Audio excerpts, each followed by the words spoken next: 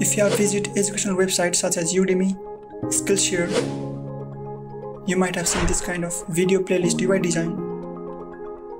In this video, with the help of HTML, CSS and vanilla JavaScript, we are going to rebuild this design. Let me show you the demo. You can see there are two sections. In your left section, you can see the video player with video title. In the right section, you can see there are different videos titled with duration. Now, whenever you're clicking any title of the video, in the video player you can see there is changes in the video, as well as with respect to that change in video, you can see there is change in the title of the video. Without further ado, let's start.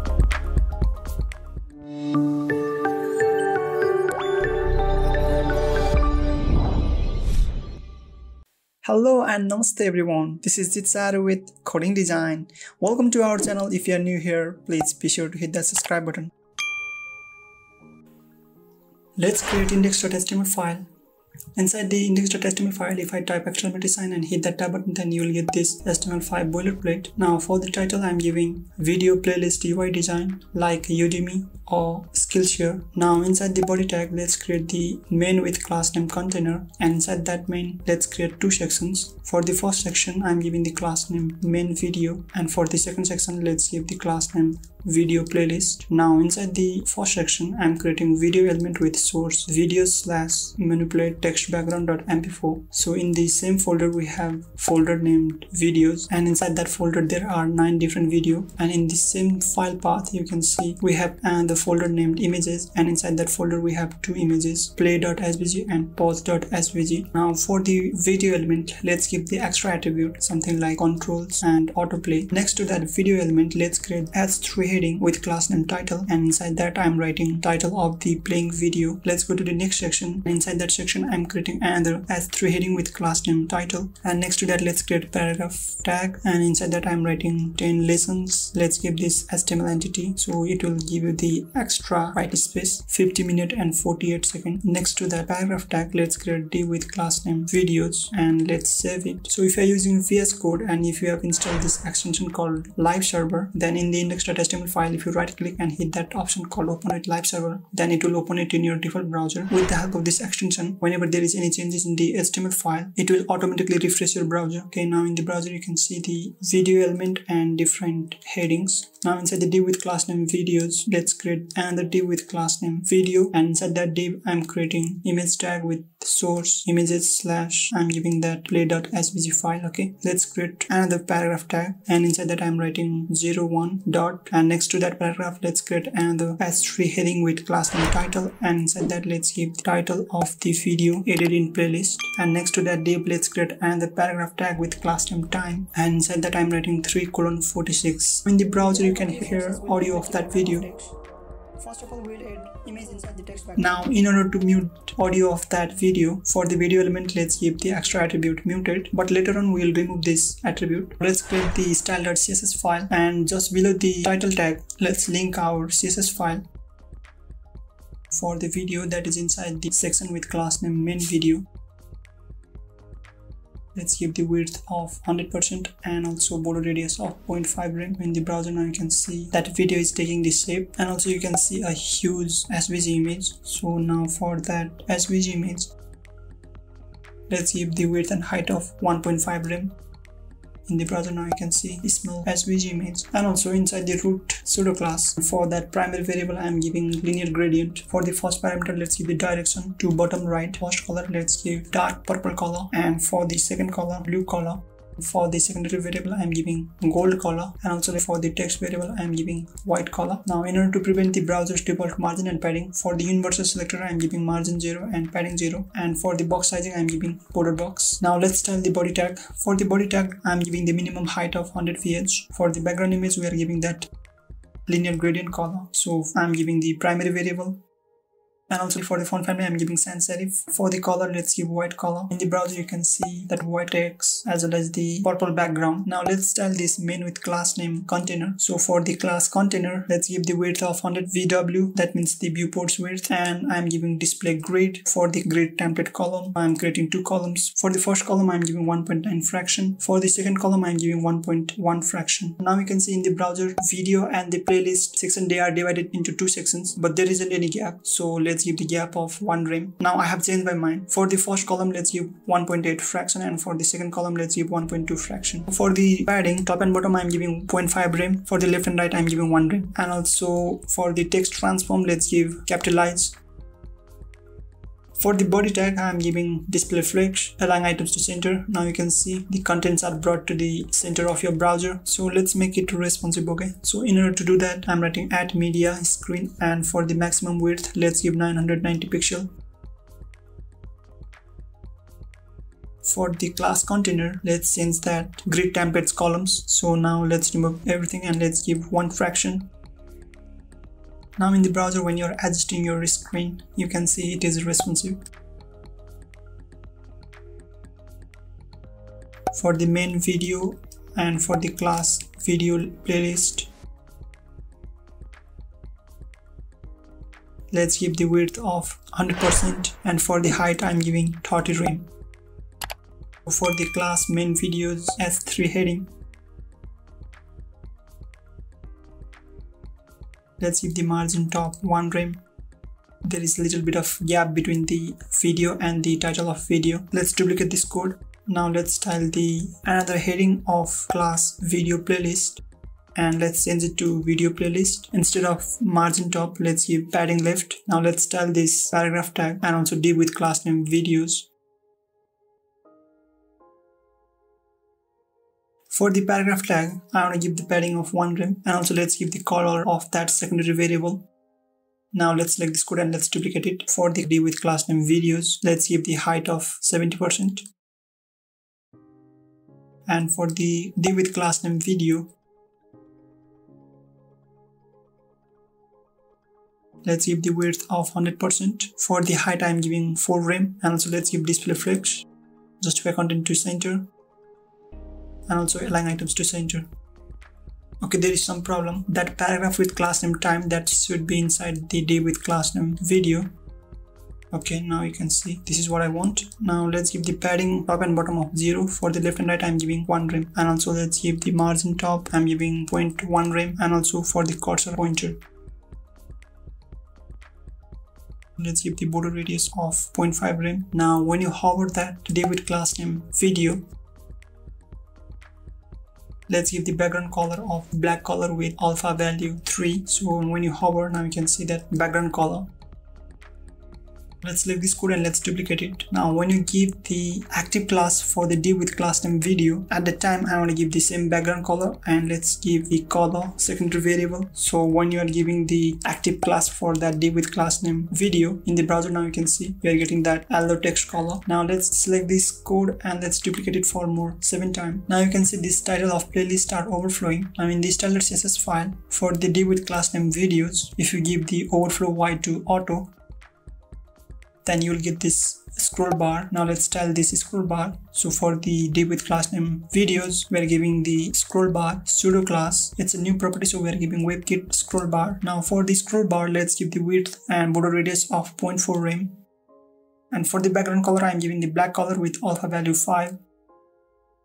Let's duplicate this code. Now instead of that scroll bar, we'll give the scroll bar thumb. For the scroll bar thumb, we'll give the same border radius, and for the background color, let's change it to white color. You can see new look of that scroll bar. So this is exactly what I want. But you can see the position of that SVG image is not in the proper position. So for that SVG image, let's give the position of absolute, and for the div with class name video, let's give the position of relative. And also for the SVG image, let's give the top 50%, transform translate Y to -50% so that it will bring vertically center, and also let's give left to 1 rem. This is the exact position that I want. Now let's style the S3 heading of div with class name video. I'm giving width of 23 rem. For the white space, let's give no wrap. If I copy this code and if I paste it, now you can scroll horizontally. So in order to prevent that, I'm giving overflow to hidden, and also let's give text overflow to ellipsis. So you can see that 3 dots. So this is what I want. And also let's give the font. For the font weight, I'm giving 100. For the font size, 1 rem. Font family to sans serif. Okay, so this is looking good now. We'll remove this active class, and also we don't need these elements. We'll remove all the elements except these 2 elements. So now for the S3 heading, let's give the padding. Top and bottom I'm giving 0. For the left and right I'm giving 0.5 rem. Let's duplicate this code and let's style that paragraph tag. So for the paragraph tag, I'm giving margin left of 2.5 rem. So now you can see there is proper space between the SVG icon, number and the title. For the SVG image, let's give the filter. For the filter, I'm giving invert 100%. Now you can see that white color SVG image. When you are giving that active class for div with class name video, I want to change that SVG image color. So in order to do that, let's duplicate this code and let's take it to the downside. For the filter, I'm giving the same invert, and also let's give sepia of 100%. For the saturate, 2000%, and also for the hue rotate, let's give 360 degree. So with the help of that code, now you are getting yellow colored SVG image. So now we don't need this code, so let's remove this code. Okay, now let's create the script.js file, and just above the end of body tag, let's create a script tag with source script.js. okay, so we are linking our JS file. In the JS file, now we'll select this video element, title of that video, and also div with class name video, that is within the class name section playlist. So let's create the constant variable main video, and I'm assigning document.query selector. Inside that I'm giving .main video. Okay, so we are selecting the video element of that main video. Let's duplicate this code. Now let's change that variable name to main video title, and also let's change this video to class title. Let's duplicate this code. Now let's change that variable name to video playlist. We have to remove this code, and let's give class video playlist, and let's give their video. Okay, so now let's create another variable data, and for the data variable I'm pasting this data. This is the data that I have created manually, but in the real world project, with the help of Ajax request or with the help of Fetch API, you may receive this kind of data. So inside the array you can see there are different objects, and inside the object you can see there is ID, title, name, duration.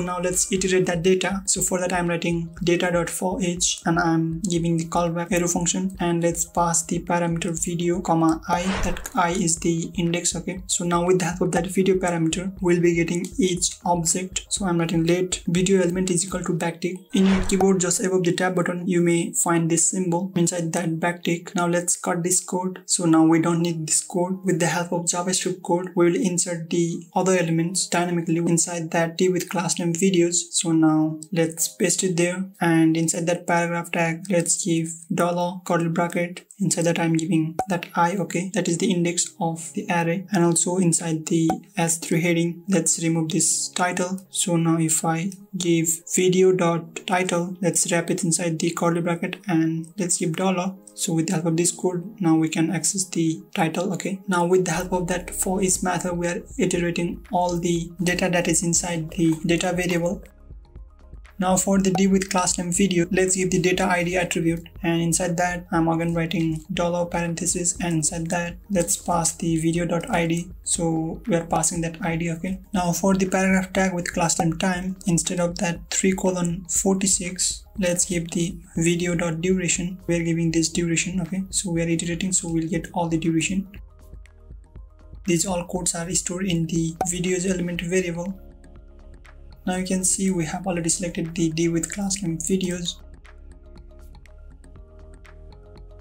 So okay, I have misspelled there should be videos. So now inside that div with class name videos, I want to add all the divs with class name videos. So in order to append those divs with class name videos, I'm writing .innerText is equal to, and also you have to give this plus equal to. Okay, so we are appending all the divs with class name videos that is stored inside the video element variable.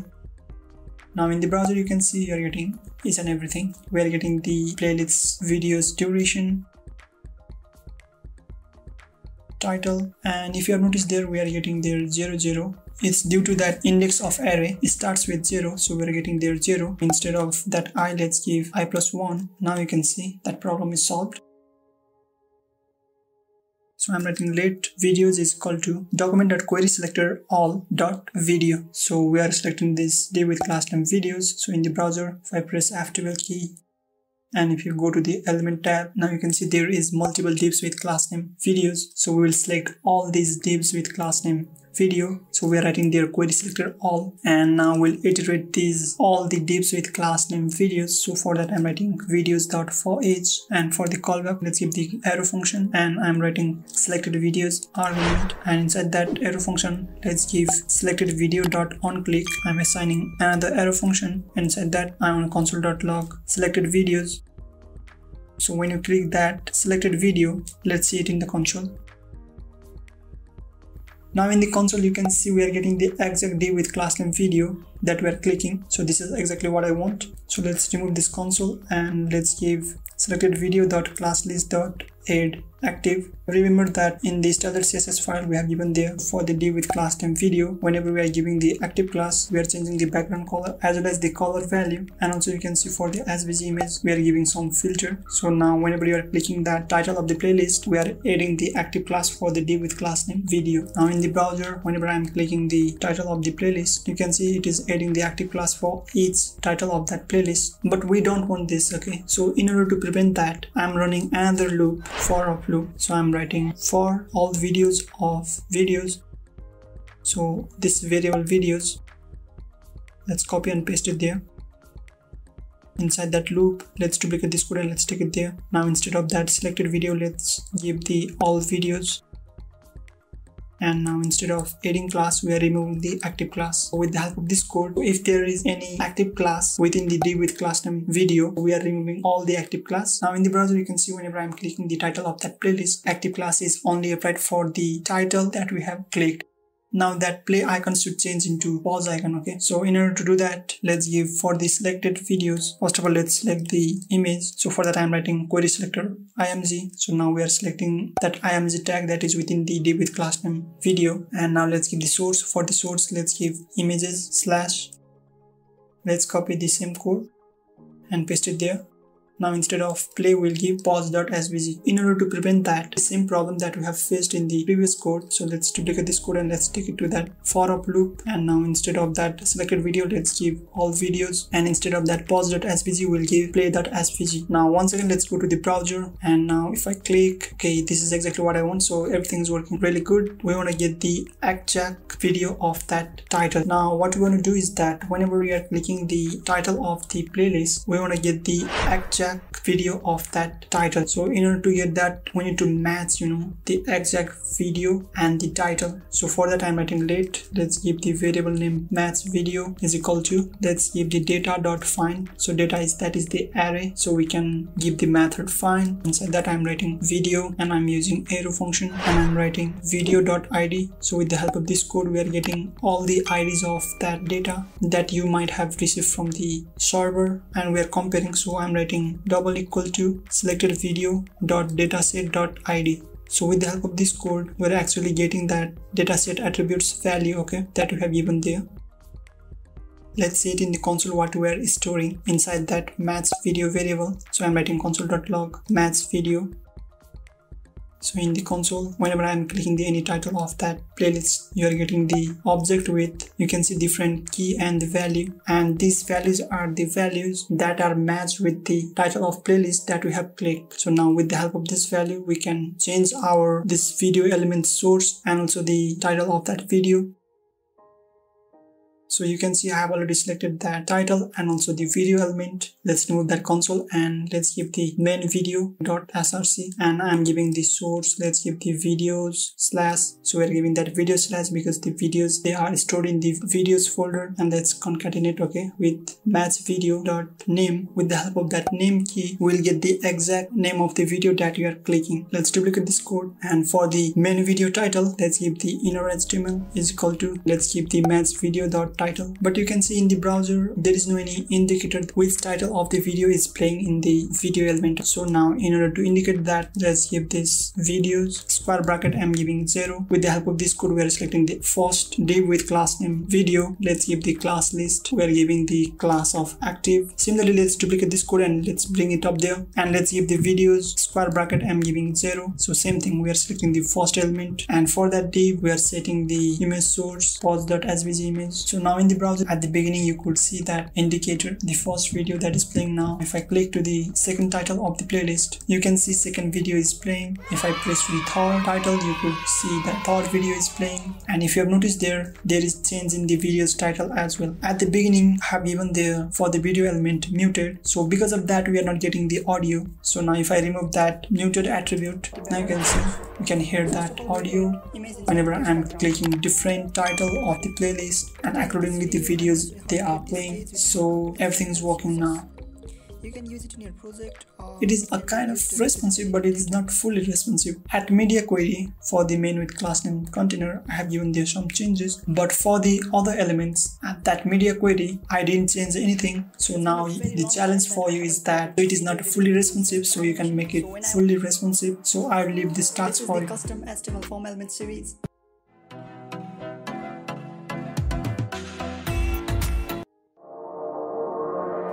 Today in this video, I'm gonna show you how can you. So that's all for today. Thank you so much for watching this video. If you did learn something, smash that like button. If you have any kind of queries, let me know in the comment box.